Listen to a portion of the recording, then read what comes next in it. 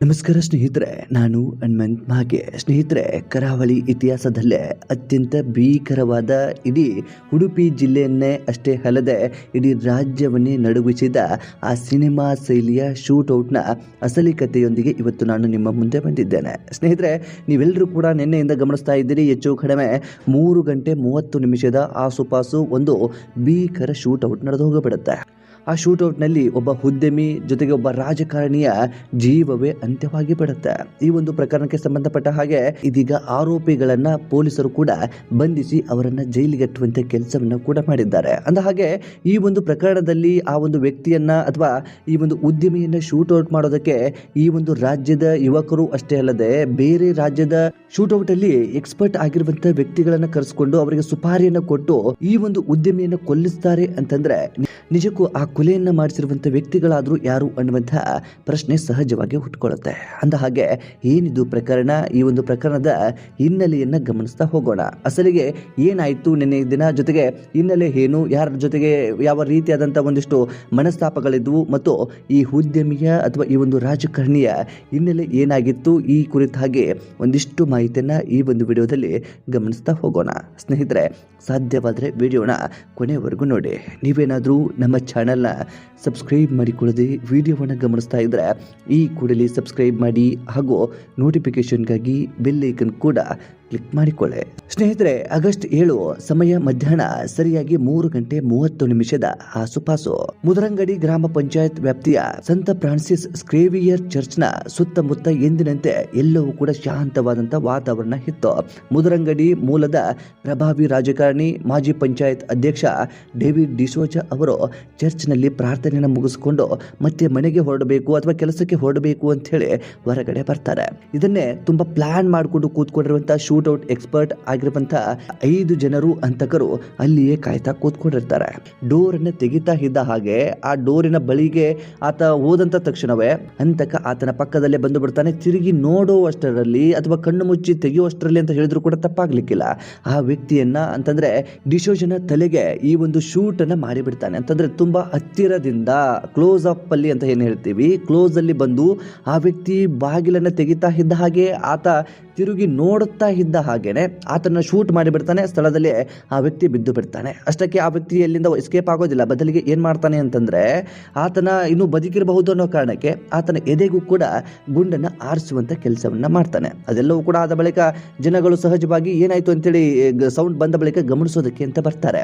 ಆಗ ಜನಗಳ ಕಡೆಗೂ ಕೂಡ ಈತ ಗಣ್ಣನ್ನ ತೋರಿಸ್ತಾನೆ. ಅಲ್ಲೇ ನಿಂತ್ಕೊಂಡಿದ್ದಂತ ತನ್ನ ಸಹಚರ ಬೈಕಲ್ಲಿ ಕೂತ್ಕೊಂಡು ಕಾಯ್ತಾ ನಿಂತ್ಕೊಂಡಿರ್ತಾನೆ. ಆ ಬೈಕನ್ನ ಹತ್ಕೊಂಡು ಅಲ್ಲಿಂದ ಆ ವ್ಯಕ್ತಿ ಎಸ್ಕೇಪ್ ಕೂಡ ಹಾಕಿ ಬಿಡ್ತಾನೆ. ಇದು ಅಸಲಿಗೆ ಆ ದಿನ ನಡೆದಿರುವಂತ ವಿಚಾರ.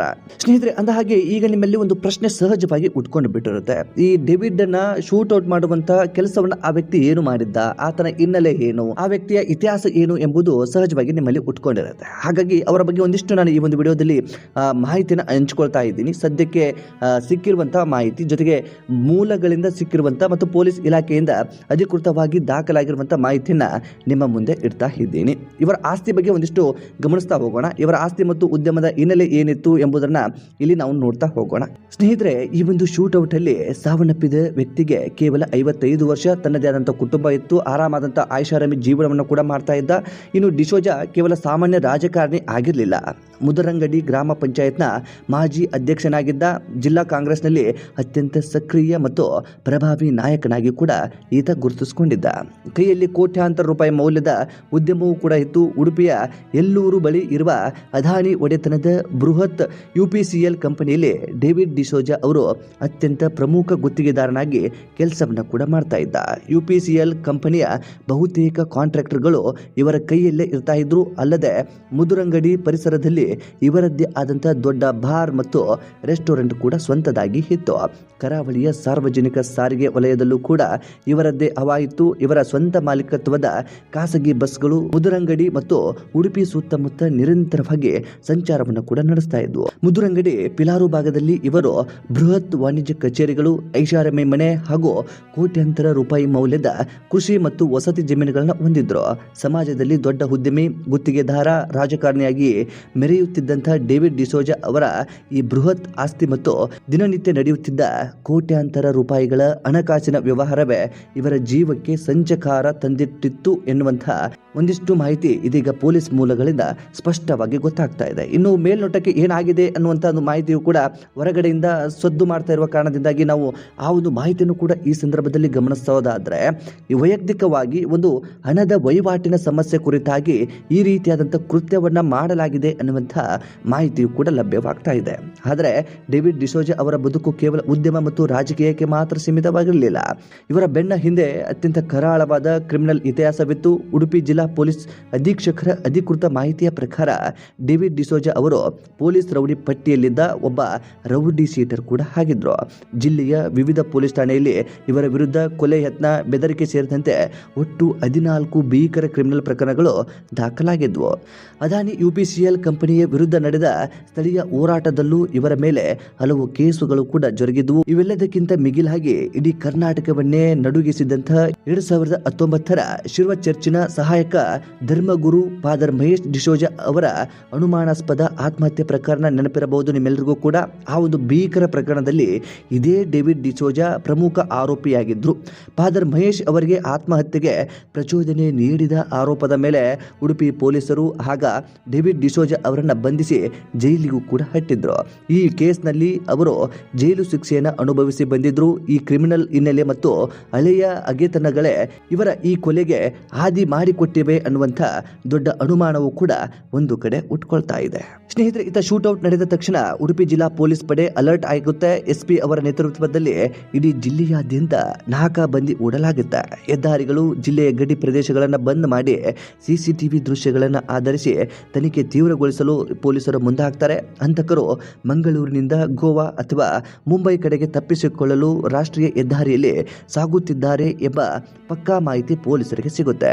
ತಕ್ಷಣವೇ ಕಾರ್ಯಪ್ರವೃತ್ತರಾಗಿರುವಂತಹ ಪೊಲೀಸರು ಬೈಂದೂರು ಸಮೀಪದ ಒಟ್ಟಿನೇನೆ ಕಡಲ ತೀರದ ಆಸುಪಾಸಿನಲ್ಲಿ 3 ಜನ ಹಂತಕರನ್ನ ಪೊಲೀಸರು ಬಂಧಿಸ್ತಾರೆ. ಪೊಲೀಸರನ್ನ ನೋಡುತ್ತಿದ್ದಂತೆ ಹಂತಕರು ಕಂಗಾಲಾಗ್ತಾರೆ. ಈ ವೇಳೆ ಉತ್ತರ ಪ್ರದೇಶ ಮೂಲದ ಮುಖ್ಯ ಶಾರ್ಪ್ ಶೂಟರ್ ರಾಜು ಎಂಬಾತ ತಪ್ಪಿಸಿಕೊಳ್ಳುವ ಭರದಲ್ಲಿ ಪೊಲೀಸ್ ತಂಡದ ಮೇಲೆ ದಾಳಿ ಮಾಡಲು ಮುಂದಾಗ್ತಾನೆ. ಈ ದಾಳಿಯಲ್ಲಿ ಸಬ್ ಇನ್ಸ್ಪೆಕ್ಟರ್ ತೇಜಸ್ವಿ ಅವರಿಗೂ ಕೂಡ ಗಾಯಗಳಾಗ್ತವೆ. ತಕ್ಷಣವೇ ಎಚ್ಚೆತ್ತ ಪೊಲೀಸರು ಆತ್ಮರಕ್ಷಣೆಗಾಗಿ ಶಾರ್ಪ್ ಶೂಟರ್ ರಾಜು ಮೇಲೆ ಗುಂಡು ಹಾರಿಸ್ತಾರೆ. ಪೊಲೀಸರು ಹಾರಿಸಿದ ಗುಂಡು ನೇರವಾಗಿ ಆತನ ಬಲಗಾಲಿಗೆ ತಗುಲುತ್ತೆ. ರಕ್ತದ ಮಡುವಿನಲ್ಲಿ ಬಿದ್ದಿದ್ದ ಆತನನ್ನ ಮತ್ತು ಆತನ ಜೊತೆಯಲ್ಲಿದ್ದ ಇಬ್ಬರು ಆರೋಪಿಗಳನ್ನ ಪೊಲೀಸರು ಸಿನಿಮೀಯ ಶೈಲಿಯಲ್ಲಿ ವಶಪಡಿಸಿಕೊಳ್ತಾರೆ. ಪ್ರಸ್ತುತ ಗಾಯಾಳು ಶೂಟರ್ ರಾಜು ಮಣಿಪಾಲ್ ಆಸ್ಪತ್ರೆಯಲ್ಲಿ ಚಿಕಿತ್ಸೆ ಕೂಡ ಪಡಿತಾ ಇದ್ದಾರೆ. ಈ ಮಿಂಚಿನ ಕಾರ್ಯಾಚರಣೆಯಲ್ಲಿ 3 ಸುಪಾರಿ ಕಿಲ್ಲರ್ಗಳು ಸಿಕ್ಕಿ ಬಿದ್ದಿದ್ದು, ಇನ್ನುಳಿದ ಇಬ್ಬರು ಆರೋಪಿಗಳು ಆ ಒಂದು ಸ್ಥಳದಲ್ಲಿ, ಈ ಶೂಟೌಟ್ ಮಾಡಿದಂತ ಸ್ಥಳ ಏನಿತ್ತಲ್ಲ, ಅಲ್ಲಿ ಜನಗಳು ಗೊಂದಲದಲ್ಲಿ ಇದ್ದಂತ ಸಂದರ್ಭದಲ್ಲಿ ಯಾರಿಗೂ ಕೂಡ ಗೊತ್ತಾಗದೇ ಇರುವಾಗೆ ಇದರಲ್ಲಿ ನಮ್ಮ ಕೈವಾಡ ಏನಿದೆ ಅಥವಾ ಏನು ಇಲ್ಲ ಅನ್ನುವ ರೀತಿಯಲ್ಲಿ ಬಿಂಬಿಸುವ ಕಾರಣದಿಂದಾಗಿ ಜನ ದಟ್ಟಣೆಯ ನಡುವೆ ಅವರು ಒಂದು ಪ್ಲಾನ್ ಅನ್ನು ಮಾಡಿಕೊಂಡು ಅಲ್ಲಿಂದ ಯಾರಿಗೂ ಕೂಡ ಅನುಮಾನ ಬರದ ರೀತಿಯಲ್ಲಿ ಎಸ್ಕೇಪ್ ಕೂಡ ಆಗಿದ್ದಾರೆ. ಇದೀಗ ಅವರನ್ನು ಕೂಡ ಪತ್ತೆ ಹಚ್ಚೋದಕ್ಕೆ ತೀವ್ರ ಶೋಧ ಕಾರ್ಯವನ್ನು ಕೂಡ ಪೊಲೀಸರು ನಡೆಸ್ತಾ ಇದ್ದಾರೆ.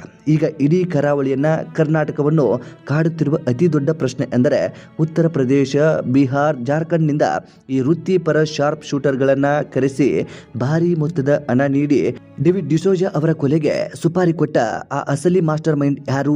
ಬಂಧಿತ ಆರೋಪಿಗಳು ಉತ್ತರ ಭಾರತದ ಶೂಟರ್ಗಳಾಗಿದ್ದು ಅವರಿಗೆ ಮುದರಂಗಡಿಯ ಡೇವಿಡ್ ಡಿಸೋಜಾ ಯಾರು ಎಂದೇ ಗೊತ್ತಿರಲಿಲ್ಲ. ಹಾಗಾಗಿ ಯಾರೋ ಒಬ್ಬ ಸ್ಥಳೀಯ ಪ್ರಭಾವಿ ವ್ಯಕ್ತಿಯ ಈ ಇಡೀ ಕೊಲೆಯ ಸ್ಕೆಚ್ ಹಾಕಿದ್ದಾನೆ ಎಂಬುದು ಇದೀಗ ಸ್ಪಷ್ಟವಾಗಿ ಪೊಲೀಸರಿಗೂ ಕೂಡ ಗೊತ್ತಾಗಿದೆ. ಹಾಗಾಗಿ ಆ ನಿಟ್ಟಿನಲ್ಲಿಯೂ ಕೂಡ ಪೊಲೀಸರು ತನಿಖೆಯನ್ನ ಇದೀಗ ಆರಂಭಿಸಿದ್ದಾರೆ. ಉಡುಪಿ ಪೊಲೀಸರ ಪ್ರಾಥಮಿಕ ತನಿಖೆಯ ಪ್ರಕಾರ ಇತ್ತೀಚಿನ ದಿನದಲ್ಲಿ ಕೋಟ್ಯಾಂತರ ರೂಪಾಯಿಗಳ ಹಣಕಾಸಿನ ವ್ಯವಹಾರ ಮತ್ತು UPCL ಕಂಪನಿಯ ಗುತ್ತಿಗೆ ವಿಚಾರದಲ್ಲಿ ಡೇವಿಡ್ ಜೊತೆ ತೀವ್ರವಾದ ಅಗೆತನ ಮತ್ತು ಭಿನ್ನಾಭಿಪ್ರಾಯ ಹೊಂದಿದ್ದ ಕರಾವಳಿಯ ಪ್ರಭಾವಿ ವ್ಯಕ್ತಿಯೊಬ್ಬನೇ ಈ ಕೃತ್ಯದ ಹಿಂದಿದ್ದಾನೆ ಎಂದು ಶಂಕಿಸಲು ಸಾಧ್ಯವಾಗಿದೆ. ಸದ್ಯಕ್ಕೆ ಪೊಲೀಸರು ಆ ಸೂತ್ರಧಾರರ ಹೆಸರನ್ನ ಅಧಿಕೃತವಾಗಿ ಬಹಿರಂಗ ಕೂಡ ಪಡಿಸಿಲ್ಲ. ಆದರೆ ವಿಶೇಷ ಪೊಲೀಸ್ ತಂಡಗಳು ಆತನ ಪತ್ತೆಗಾಗಿ ಜಾಲ ಬೀಸಿದ್ದು ಶೀಘ್ರದಲ್ಲೇ ಆ ಅಸಲಿ ಮಾಸ್ಟರ್ ಮೈಂಡ್ ಮುಖವಾಡ ಕಳಚಿ ಬೀಳುವಂತ ಸಾಧ್ಯತೆ ಹೆಚ್ಚಾಗಿದೆ. ಸ್ನೇಹಿತರೆ, ಎಂತವರಿಗೂ ಕೂಡ ಒಂದು ಕ್ಷಣ ಬೆಚ್ಚಿ ಬೀಳಿಸುವಂತ ಕೃತ್ಯ ಇದು ಅಂತ ಹೇಳಿದ್ರು ಕೂಡ ತಪ್ಪಾಗ್ಲಿಕ್ಕಿಲ್ಲ. ಸ್ನೇಹಿತರೆ, ನೀವು ಕೂಡ ನಿನ್ನೆಯಿಂದ ಗಮನಿಸ್ತಾ ಇದ್ದೀರಿ, ಒಂದು CCTV ದೃಶ್ಯ ವೈರಲ್ ಆಗುತ್ತೆ. ಆ ವೈರಲ್ ದೃಶ್ಯವನ್ನು ಗಮನಿಸಿದಂತ ಎಲ್ರಿಗೂ ಕೂಡ ಒಂದು ಕ್ಷಣ ಬೆಚ್ಚಿ ಬೆರವಾಗುವಂತ ಅಥವಾ ಒಂದು ಕ್ಷಣ ಶಾಕ್ ಆಗುವ ರೀತಿಯಲ್ಲಿ ಆ ದೃಶ್ಯಗಳು ಇದ್ದಾವೆ. ಹಾಡು ಅಗಲೆ ಜನಗಳು ಓಡಾಟ ಮಾಡುವಂತ ಪ್ರದೇಶದಲ್ಲಿ ಏಕಾಏಕಿ ಬಂದು ಒಬ್ಬ ವ್ಯಕ್ತಿಯನ್ನ ಶೂಟ್ ಮಾಡಿ ಕೊಂದು ಹಾಕ್ತಾರೆ ಅಂತಂದ್ರೆ ನಿಜಕ್ಕೂ ಯಾರು ಕೂಡ ಊಹೆ ಮಾಡ್ಕೊಳ್ಳೋದಕ್ಕೆ ಸಾಧ್ಯ ಇಲ್ಲ.